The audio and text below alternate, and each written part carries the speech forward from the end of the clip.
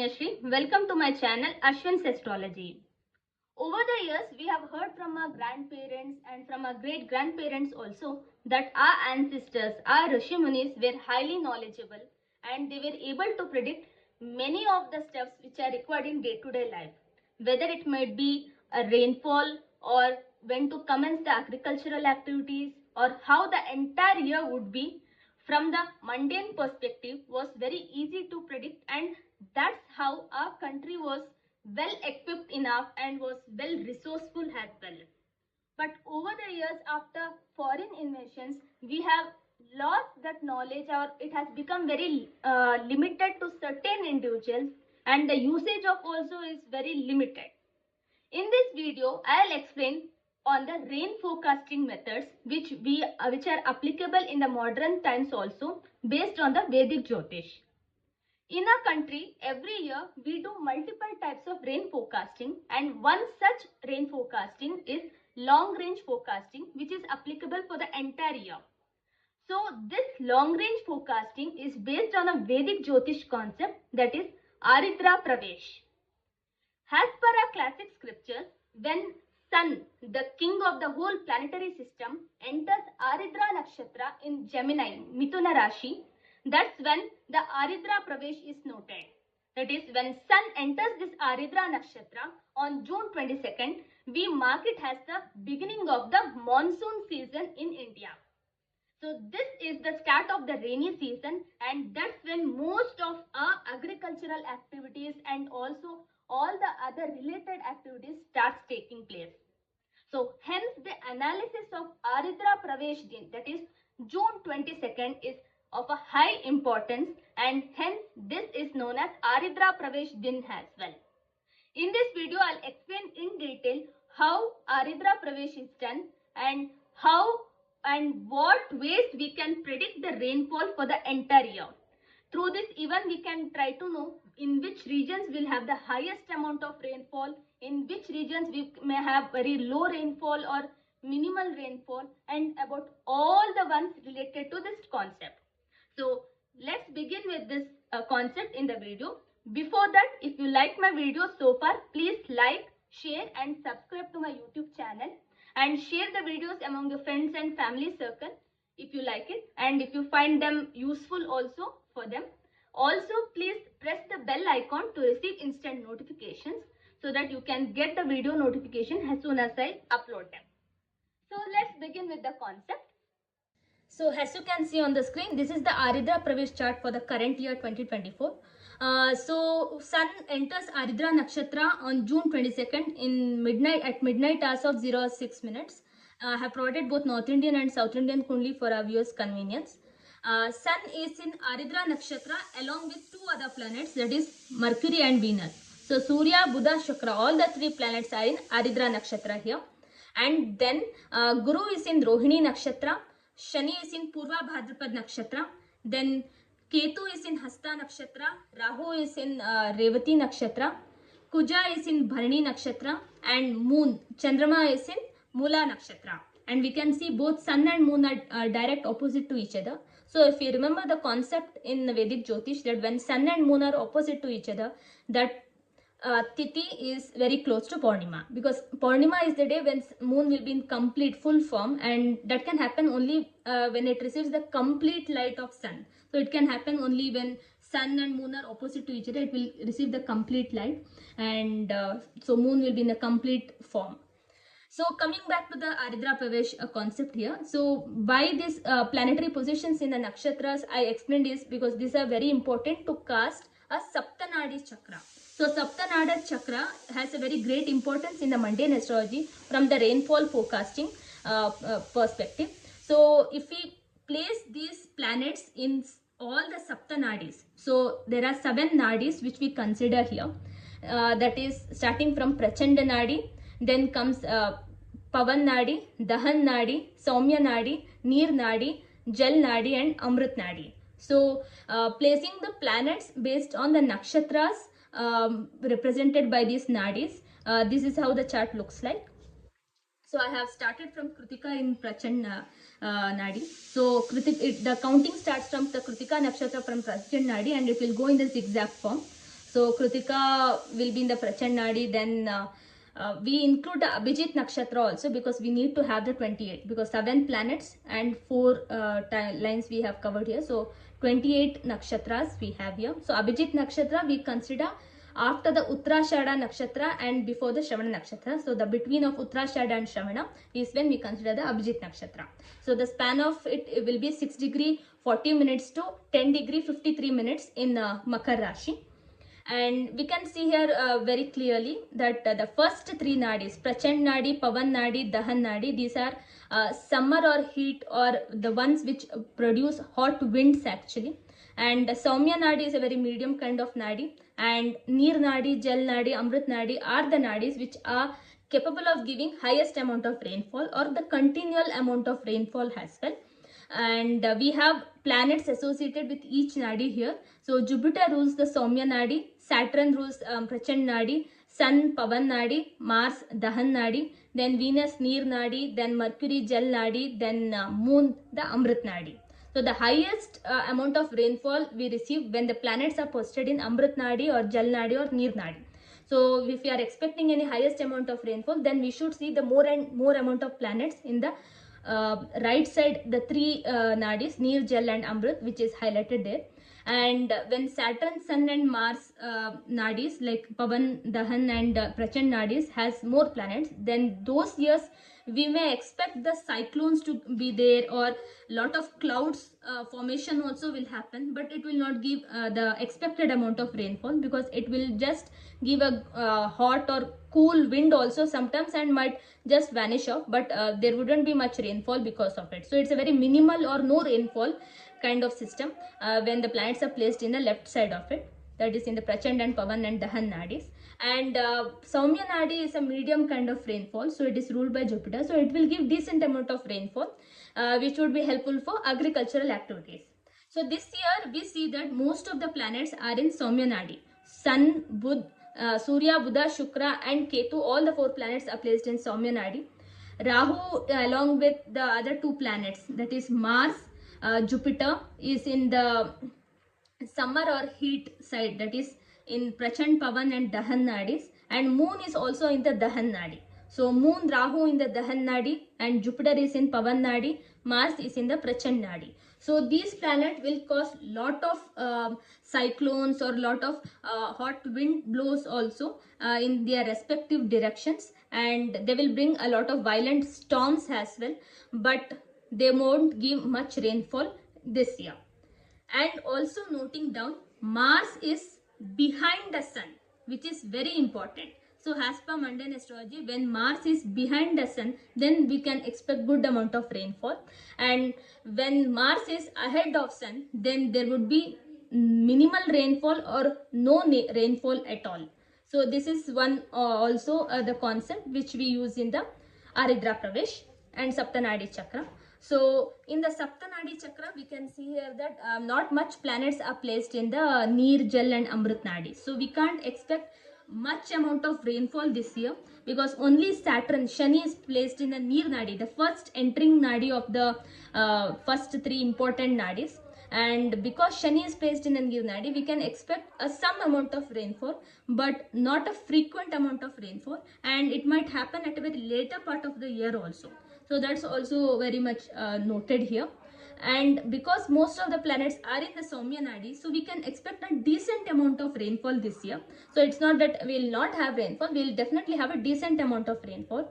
And also because we have these good planets like Moon and Jupiter in the left side, summer or heat, so we can expect a lot of hot winds or a lot of cyclonic threats also during this year.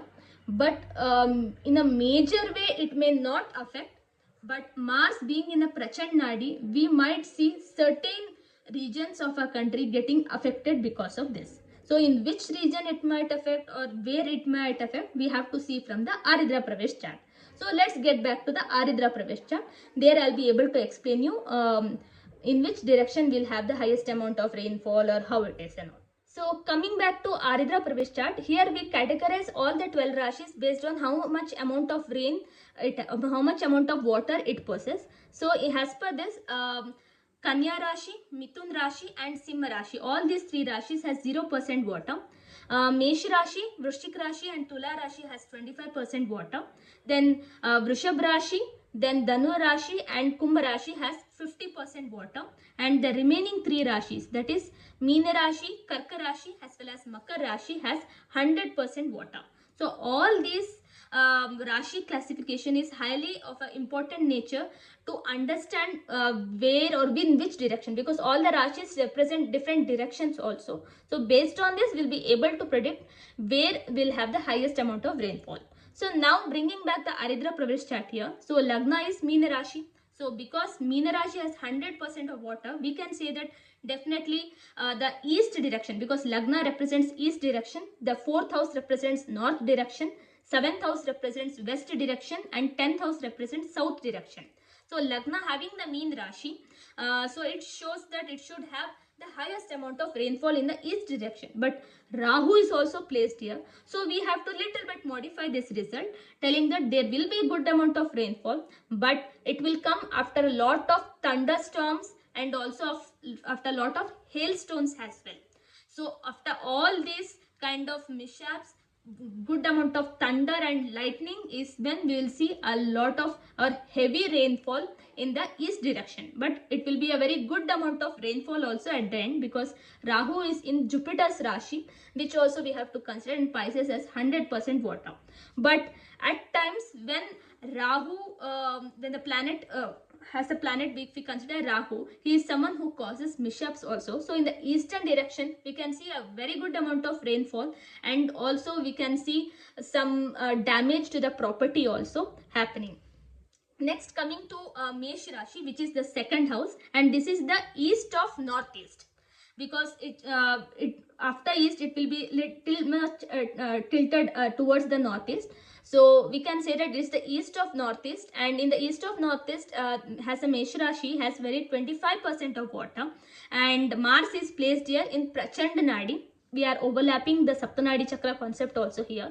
So there will be a lot of hot winds, a lot of cyclonic effects, but there will not be much rainfall. It will be very, very minimal or little rainfall, because most of the amount of rainfall we may see in the east direction or in the north direction. So this is much noted here. So the east of northeast will have not excess or a great amount of, or even a decent amount of rainfall also, because the planet in Prachand Nadi is placed in that, and it also, that Rashi also possesses only 25% of water. So there will be very minimal amount of rainfall, but lot of hot winds and lot of cyclonic effects would be very much noted in this. Next, come to Vrishab Rashi. So Vrishab Rashi is the north of northeast, and here we have Jupiter, which is a benefic planet, and hence this is very important. Here we'll have a very decent amount of rainfall and very good amount of rainfall also, because Taurus has 50% of water and also it has a benefic without any malefic aspect, and that's why we can say that it will have good amount of rainfall. So next, coming to Mithun Rashi, which represents north direction. So in the north direction, we can say which has already 3 planets, Sun, Mercury and Venus in Soumya Nadi, which is a very good decent amount of the medium Nadi. So we can say there will be a minimal to low amount of rainfall, because the Gemini has Rashi, that is Mithun Rashi, doesn't have any water, 0% water, and Mercury is also placed, Sun is also placed, which doesn't give much rainfall, and Venus being the lord of the Neer Nadi, and Mercury is also the lord of Jal Nadi, so, and it is placed in its own house. So we can say that this region will have some amount of rainfall, but not in a major kind. So the northern part of the India this time can experience some amount of rain based on the time periods and based on the transit of sun, but not a major amount of rainfall. Next, coming to Karka Rashi, which has 100% of water. It is not aspected by Jupiter or Saturn, but is aspected by Mars through its 4th aspect. And Cancer Rashi has full 100% of water, and it represents the